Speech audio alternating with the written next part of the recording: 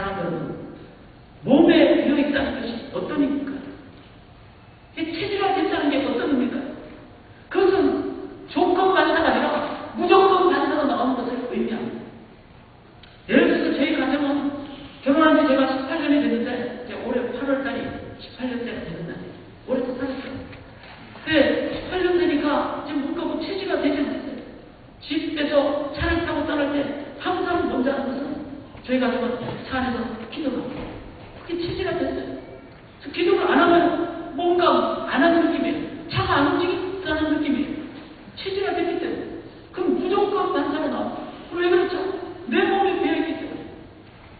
우리는 성도님들이 집에 가면은 그 성도를 향하여 복을 빌어야 이렇게 나옵니다. 어릴 때부터 저는 목회자 가정에서 살았기 때문에 아버님 신방할 때 따라가면 제일 먼저 하는 것이 기도합니다. 성도들하고 식당에서 밥을 먹을 때도 식당에서 먼저 앉아서 기도합니다. 체질화 된 거예요. 그것이 바로 우리의 삶에 나오는 무의식적인 반응이라는 것입니다. 우리의 삶에 이런 체질화된 것은 의식하지 않는 영역에서도 나오게 되는 것. 그것이 바로 우리 속에 뭐가 있느냐가 또 체질화되는 것이 그대로 나오게 된다는 것입니다. 학생들하고 인출 기도를 하는데 가끔씩은 찻집에 가서 기도할 때가 있습니다. 열쇠 담당자가 그날 좀 시험 때문에 못 온다든지, 또 리부교회가 그날은 우리가 쓸 테니까 못 쓰게 한다든지, 그럴 때는 발 옆에 있는 찻집에 가서 우리가 같이 아침에 말씀을 묵상합니다. 묵상하는데 그런 공공장소니까 우리가 방해를 해서는 안 되지만, 그렇다고 우리가 말씀을 묵상하고 기도를 안 할 수가 없죠. 그래서 조용하지만 같이 말씀 묵상하고 같이 합심 기도를 합니다. 그렇게 기도 행했을 때 그것은 뭐죠? 우리의 속에 체질화된 이 말씀에 대한 우리의 반응이 기도로 나오는 그것을 의미합니다. 그렇게 되면요, 참 재밌어요. 아직도 미국에는 그래도 청교도적인 모습도 있어서 학생들이 가서 그렇게 공공장소에서 조용하게 기도하면 기도 끝나고 나면 미국 사람들이 자주 옵니다. 와가지고 격려해줍니다. 야, 너희들 참 기도하는구나, 말씀 듣는구나, 참 기특하다. 아마 분명히 크리스찬일 거예요. 그러면서 어떤 경우는 기프트 카드 줘요. 이거 가지고 빵 사먹으라, 컴퓨터 사먹으라. 그렇게 합니다. 바로 내 무의식 속에 내가 뭐가 있느냐가 바로 실은 나의 아이덴티티, 정체성이라는 것입니다. 다니엘은 전에 하던 대로 계속 기도하는 상황 가운데 있었습니다.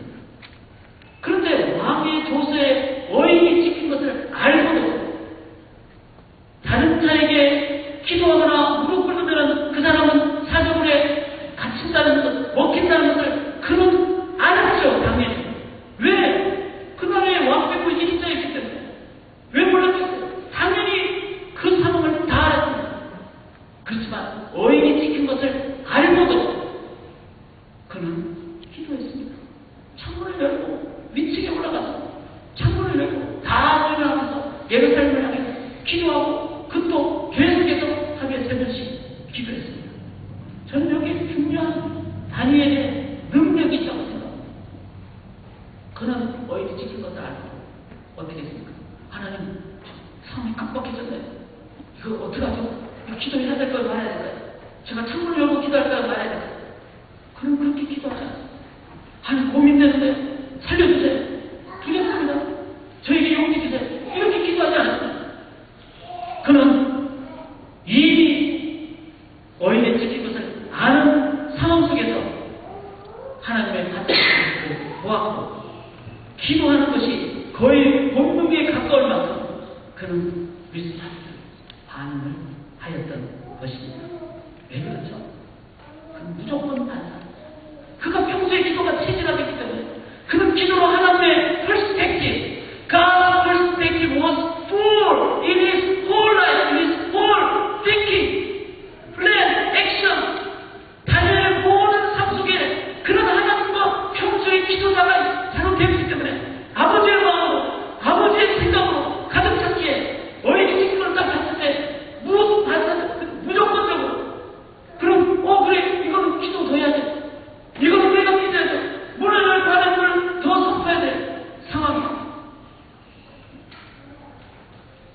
다니엘의 삶에 기도가 평소에 있었기에 그는 무의식 속에서 자기 속에 갇혀 있었던 내면이 상황 속에서 반응을 하게 된 것입니다. 성경 보면은 아무것도 염려하지 말고 기도하라 이런 얘기를 하죠. 4장 6절 빌립보서 4장 6절 아무것도 염려하지 말고 너희 모든 일에 기도와 간구로 감사할 것을 하나님께 기도하고 말해라 이렇게 나오죠. 우리의 일반적인 반응은 어떤 겁니까? 어떤 어려운 상황이 되면은 내가 만약에 염려가 먼저 나온다. 그럼 뭐죠? 그런 내 속에 그때까지 기도자가 되지 않았다는 것을 의미합니다. 자신의 생각으로 가득 찬 자는 그 순간에 염려가 반사적으로 나올 수밖에 없어요. 그리고 그때부터 기도하면은 이미 한풀 꺾이고 들어가는 모습이에요. 다니엘의 능력은 바로 그 전부터 기도자로 살았던 그의 능력이었습니다. 여러분, 우리는 내 무의식 속에 내 몸에 뭐가 들어가 있습니까? 예수님이 5,000명을 먹이면서 빌립에게 시험하고자 이렇게 말씀하셨죠. 이들 어떻게 먹을까? 그래서 머리에 계산으로 가득 찬 사람, 이성과 합리주의로 가득 찬 사람은 빌립은 200데나리온으로 작게 보기도 좀 부족할 것 같은데요. 계산이 먼저 나오는 거예요. 자기의 합리성이 먼저 나오는 거예요.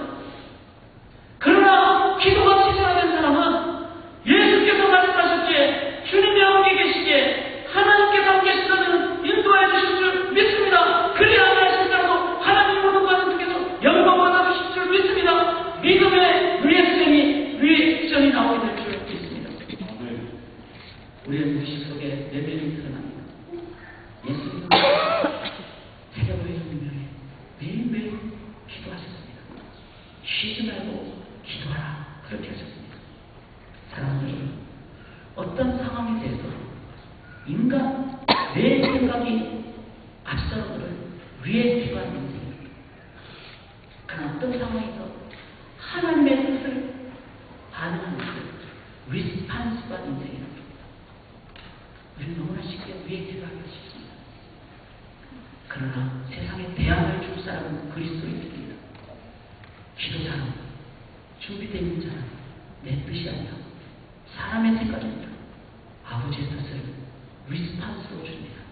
그 상황.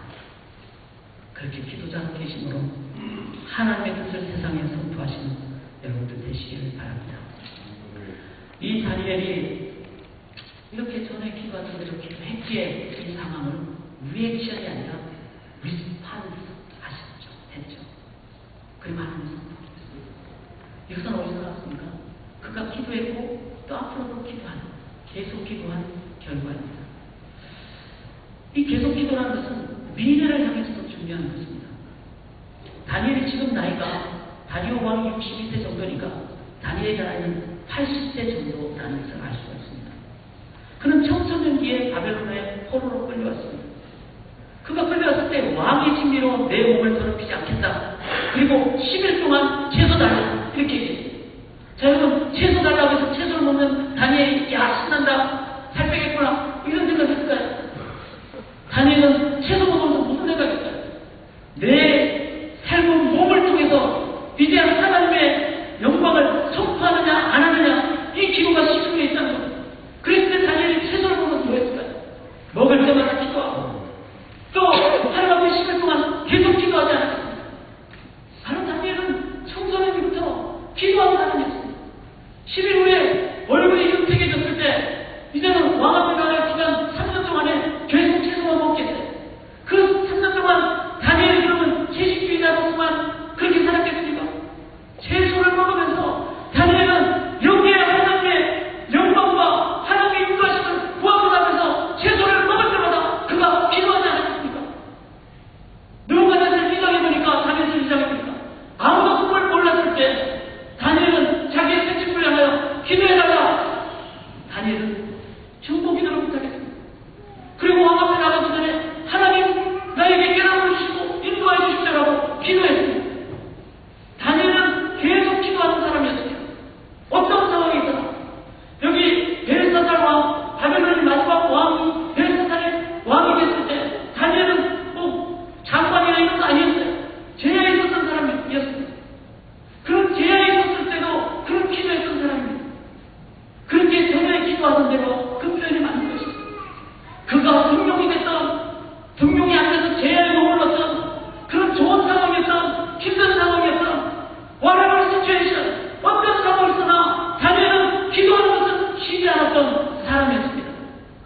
그러기에 그는 왕 앞에 나가면서 기도했고, 그리고 어인이 찍힌 것을 알고도 기도했고, 사도원에 들어가면서 기도했고, 그의 삶은 계속된 기도의 삶이었습니다. 사랑하는 우리가 이 기도로 일주일을 버텨야 합니다. 우리가 이 기도로 남은 평생을 사셔야 합니다. 그러나 히스기야 왕 같은 경우 너 죽는다고 했을 때 그는 명령 기도했죠. 그래서 하나님이 15년 연장이 되었습니다. 그래서 히스기야 왕이 그 다음에 되겠습니다. 그는 원래 자기 아들이 없었어요. 그리고 15년 연장 받을 때 자기가 2년째 됐을 때 3년째 됐을 때 그는 므낫세를 낳게 됐어요. 근데 그 므낫세는 이스라엘 유다 전체 역사 속에서 가장 사악한 왕이었어요. 히스기야 왕은 어떻게 했습니까? 자기가 죽는다고 했을 때는 정말 간절히 기도했지만 자기의 자녀 3년 만에 그렇게 못나는 자를 낳았을 때 그가 그 다음에 어떻게 했을까요? 기도하지 않지 않았어요. 그리고 바벨론 그 대신들이 왔을 때 왕궁의 궁전을 다 열어주면서 다 말하고 그는 기도하지 않았고 교만한 가운데 자기의 나라의 허점을 보여주고 말했습니다. 우리는 계속 기도해야 됩니다. 계속 기도. 이것이 우리가 해야 될 성도의 기도의 본분의 자세입니다. 산업혁명이 일어났을 때 그전에는 촛불로 우리가 불을 냈죠. 산업혁명이 일어나니까 이제 불을 이제 전기로 만들었어요. 아일랜드에서도 산업혁명으로 발전이 일어나서 이제 발전 그 초창기 때는 좀 신기하죠. 전기 있으면 너무 편한데 그래서 한 마을에 전기를 다 가져갔답니다. 다 가져갔는데 이 사람들이 전기를 어떻게 쓰는가 하면 밤이 돼서 어두우니까 성냥불이 어디는가 촛대가 어디는가 그거 찾을 때 불을 켰어요. 그리고 성냥 찾아서 촛불을 딱 킨 다음에 다시 불을 껐어요. 그러니까 전력이 소비가 늘지 않는 거죠. 전기를 설치해봤자 소용이 없는 거죠. 그들은 전기를 켜고 성냥을 찾는 데만 전기를 사용하고 그리고 촛불이 켜진 다음에 진짜 더 밝은 불이 그 불을 꺼버리고 말았습니다. 삶의 넌센스죠. 우리도 이런 식으로 혹시 살고 있지는 않는지 평상시에는 기도를 무기로 사용하지 않다가 우리 삶에 어둠이 깔리고 어려운 상황이 되면